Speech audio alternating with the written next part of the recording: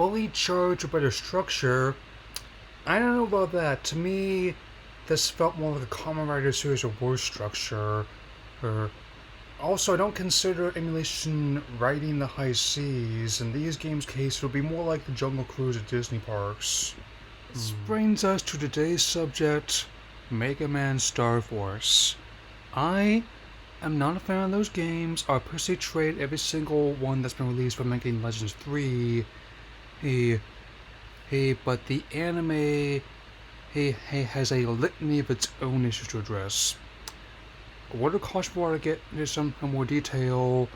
Some subject matter, stuff I've been heard, and as you can tell, there will not only be spoilers for this work, but for Mother 3, Persona 5, and Omori, so let's get to it.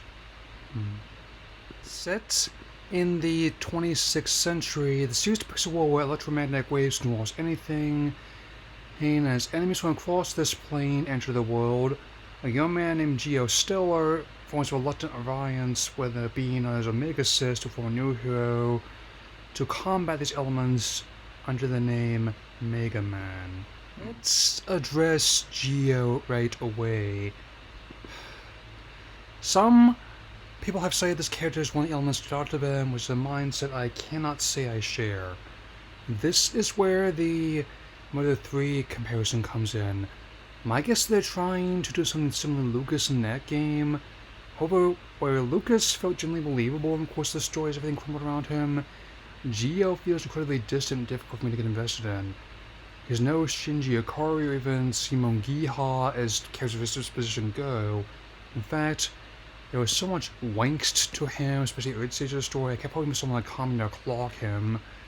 I know he lost his father, but apart from that, he's living in a setting for that's 1 part Jetsons, 2 parts Cloud State Dash with Elon Musk, minus the self-aggrandizement and spats over a Twitter merger.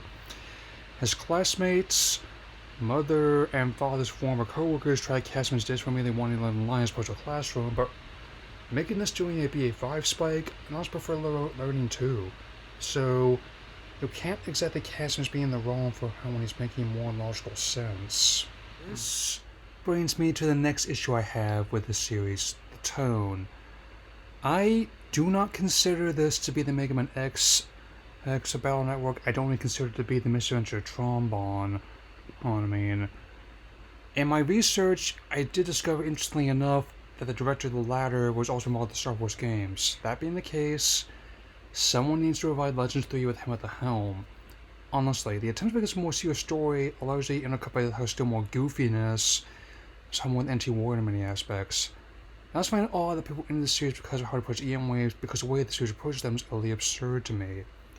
People being into this while studying that subject is akin to a medical student playing Surgeon Simulator or a law student playing Ace Attorney.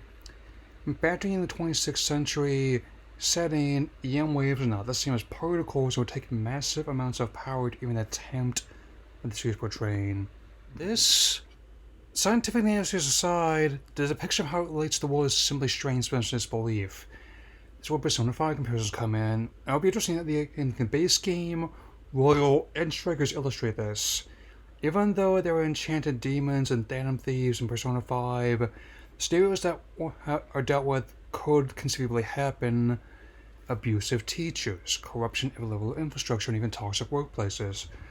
The reason that's specific to this verse relates to Goro Keiichi, hence spoiler warning. His story arc is the reason why I was unimpressed with Geo's character. There's your one parent freak accident is one thing, but it's another when both parents are gone, and that Keiichi himself doesn't survive the events of the main game. He's even offered a chance to make it alive in the Royal, but he declines, realizing there's no going back to what he's done. His backstory genuinely feels tragic, and his arc is one of the best parts of the game. I'm not saying Star Force had to go that far, but I am stating that a more cohesive attempt at world building and a clear arc for Geo would have been better. His progression did not feel earned to me. It felt forced. This brings me to the last aspect, how the series handles loss and its impact on a person's well-being. Some people have said the characters in this anime, and G in particular, are solid representation of Lindo's mental illnesses. However, I am not going to say that. In fact, I have a counter-argument using Omori as a basis. This game not only features serious ailments based on real-world conditions, it goes far deeper than most do in terms of representation. I only fairly recently realized the title itself is derived from hikikomori, meaning acute social withdrawal. The player character even takes its own life in the bad ending of the game. Sadly, I found the handling of mental illness even more superficial than its handling of EM waves. Interestingly, if you were to ask me what I would do differently, my solution to the anime would be the opposite. I would do Anti-Warrior. While I believe that would do better as a more grounded, realistic approach, which this one would actually fare better at embracing the standing of its premise. As maybe it would be better if the material showed the story with action and tongue-in-cheek playfulness of techno battle and pop psychology you'd find from some influencer on Instagram. Well, Star Wars is not only indicative of the identity crisis the Mega Man franchise in the time of its debut, it's an ideal representation of it.